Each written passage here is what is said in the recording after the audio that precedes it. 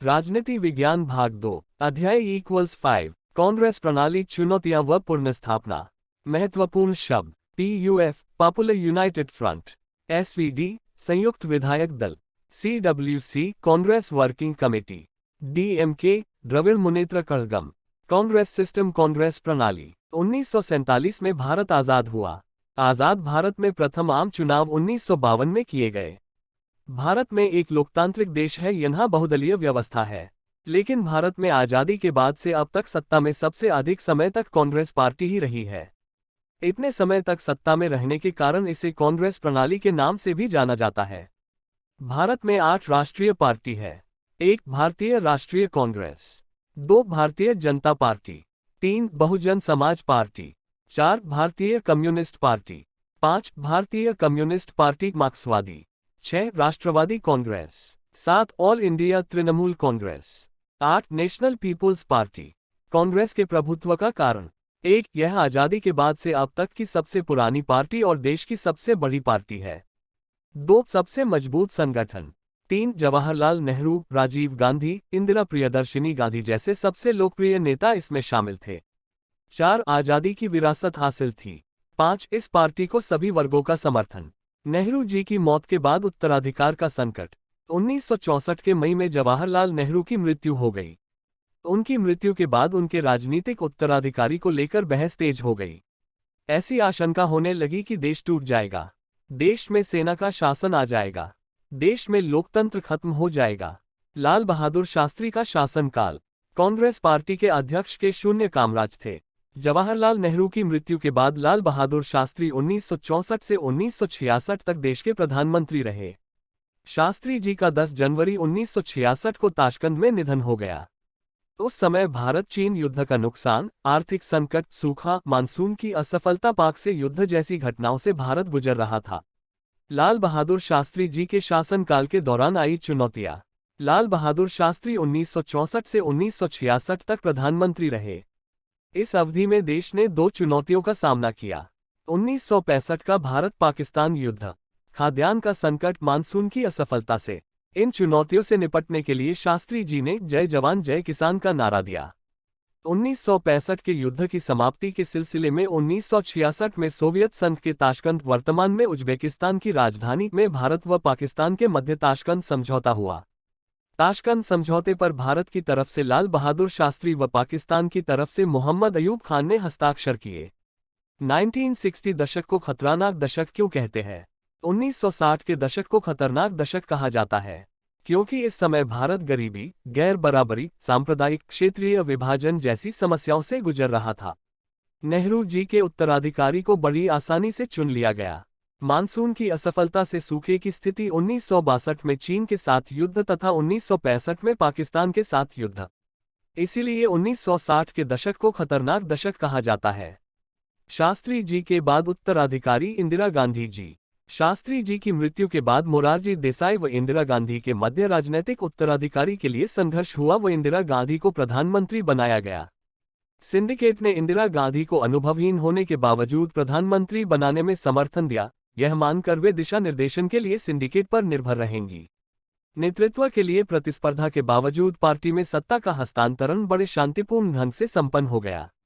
इंदिरा गांधी जी के पीएम बनने के समय देश की समस्या, मानसून की असफलता, व्यापक सूखा, विदेशी मुद्रा भंडार में कमी, निर्यात में गिरावट, सैन्य खर्चे में बढ़ोतरी से देश में आर्थिक संकट की स्थिति। इंदिरा गांधी ने अमेरिका के दबाव में रुपये का अवमूल्यन किया। उस समय $1 5 रुपये का था तो उसे बढ़ाकर 7 रुपये कर दिया। चौथा आम चुनाव 1967।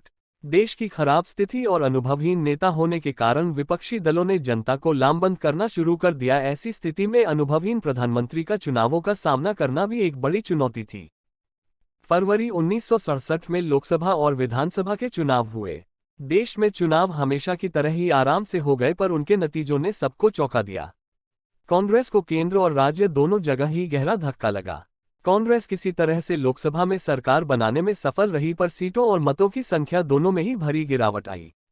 कांग्रेस के कई बड़े नेता चुनाव हार गए। चुनावों के नतीजों को राजनीतिक भूकंप का संज्ञा दी गई। कांग्रेस 9 राज्यों उत्तर प्रदेश, मध्य प्रदेश, पंजाब, हरियाणा, बिहार, पं. बंगाल, उड़ीसा, मद्रास व केरल में सरकार नहीं बना सकी। ये राज्य भारत के किसी एक भाग में स्थित नहीं थे। तमिलनाडु में पहली बार एक क्षेत्रीय पार्टी को बहुमत मिला, डीएमके ने सरकार बनाई। इस पार्टी ने हिंदी का राजभाषा के रूप में विरोध किया और इस पार्टी ने सरकार बनाई। गैर कांग्रेसवाद, जो दल अपने कार्यक्रम व विचारधाराओं के धरातल पर एक दूसरे से अलग थे, एकजुट हुए तथा उन्होंने सीटों के मामले में चुनावी तालमेल करते हुए एक कांग्रेस विरोधी मोर्चा बनाया। समाजवादी नेता राम मनोहर लोहिया ने इस रणनीति को गैर कांग्रेसवाद का नाम दिया।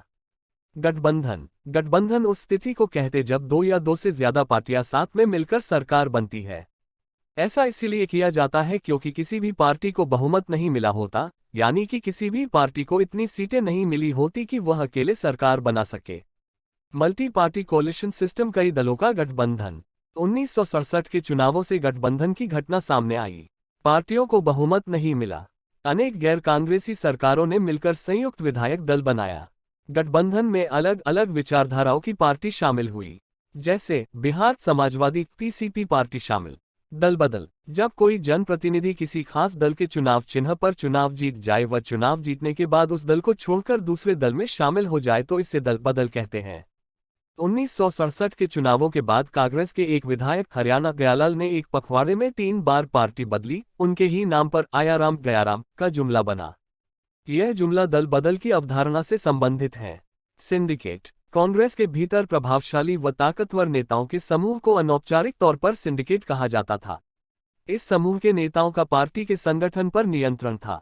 सिंडिकेट के नेता राज्य के Kamaraj Madras mid day meal शुरू कराने के लिए प्रसिद्ध, एस.के. पाटिलेस बंबई मुंबई शहर, के.एस. निजलिंगप्पा मैसूर कर्नाटक, एन. संजीव रेड्डी आंध्र प्रदेश, अतुल्य घोष पश्चिम बंगाल। 1969 का राष्ट्रपति चुनाव, डा. जाकिर हुसैन की मृत्यु के बाद सिंडिकेट ने तत्कालीन लोकसभा अध्यक्ष एन. संजीव रेड्डी को कांग्रेस पार्टी का उम्मीदवार घोषित कर दिया।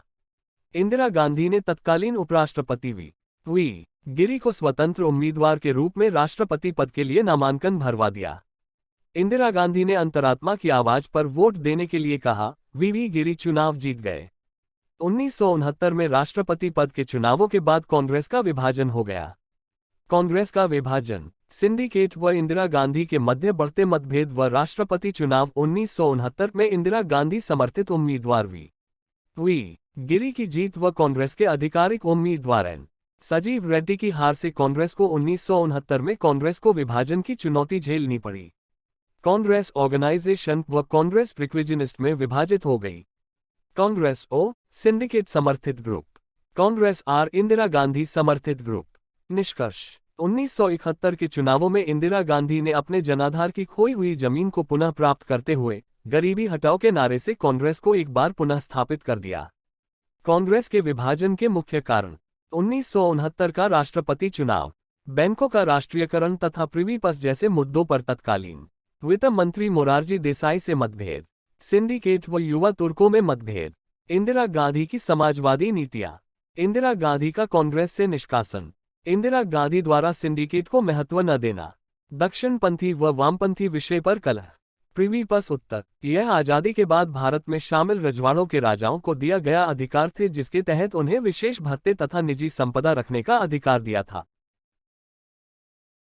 देसी रियासतों का विलय, देसी रियासतों का विलय भारतीय संघ में करने से पहले सरकार ने रियासतों के तत्कालीन शासक परिवार को निश्चित मात्रा में निजी संपदा रखने का अधिकार दिया तथा सरकार की तरफ से कुछ विशेष भत्ते देने का भी आश्वासन दिया। यह दोनों निजी संपदा व भत्ते इस बात को आधार मानकर तय की जाएगी कि उस रियासत का विस्तार, राजस्व व क्षमता कितनी है। इस व्यवस्था को प्रिवी पर्स कहा गया। इंदिरा गांधी ने 1967 के चुनावों की खोई जमीन प्राप्त करने के लिए 10 सूत्रीय कार्यक्रम अपनाए। इसमें बैंकों का राष्ट्रीयकरण, खाद्यान्न का सरकारी वितरण, भूमि सुधार आदि शामिल थे। नोट, 1971 के चुनावों में गैर साम्यवादी तथा गैर कांग्रेसी विपक्षी पार्टियों ने चुनावी गठबंधन ग्रैंड अलायंस बनाया। इंदिरा गांधी ने सकारात्मक कार्यक्रम रखा व गरीबी हटाओ का नारा दिया। ग्रैंड अलायंस ने इंदिरा हटाओ का नारा दिया। इंदिरा गांधी ने प्रिवी पर्स की समाप्ति पर चुनाव अभियान में जोर दिया। चुनाव परिणाम, कांग्रेस आर व सीपीआई 375 सीट, गठबंधन 352, कांग्रेस आर जोड़ 23, communist party Congress 16 seat, grand alliance 40 से भी कम सीट।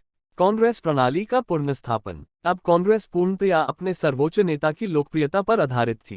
कांग्रेस अब विभिन्न मतों व हितों को एक साथ लेकर चलने वाली पार्टी नहीं थी। यह कुछ सामाजिक वर्गों जैसे गरीब, महिला, दलित, आदिवासी व अल्पसंख्यकों पर निर्भर थी। इंदिरा गांधी ने कांग्रेस को पुनर्स्थापित तो कर दिया, परंतु कांग्रेस प्रणाली की प्रकृति को बदलकर पार्टी का सांगठनिक ढांचा भी अपेक्षाकृत कमजोर था। 1971 के चुनावों के बाद कांग्रेस पार्टी के प्रभुत्व की पुनर्स्थापना के लिए उठाए गए कदम।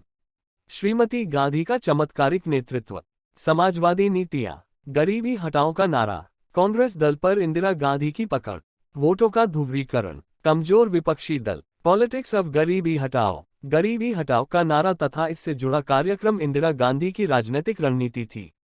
इसके सहारे वे अपने लिए देशव्यापी राजनीतिक समर्थन की बुनियाद तैयार करना चाहती थी। इससे इंदिरा गांधी ने वंचित तबकों, खासकर भूमिहीन किसान, दलित और आदिवासी, अल्पसंख्यक, महिला और बेरोजगार नौजवानों के बीच अपने समर्थन का आधार तैयार करने की कोशिश की। परिणाम स्वरूप 1971 के चुनावों में पूर्ण बहुमत प्राप्त किया।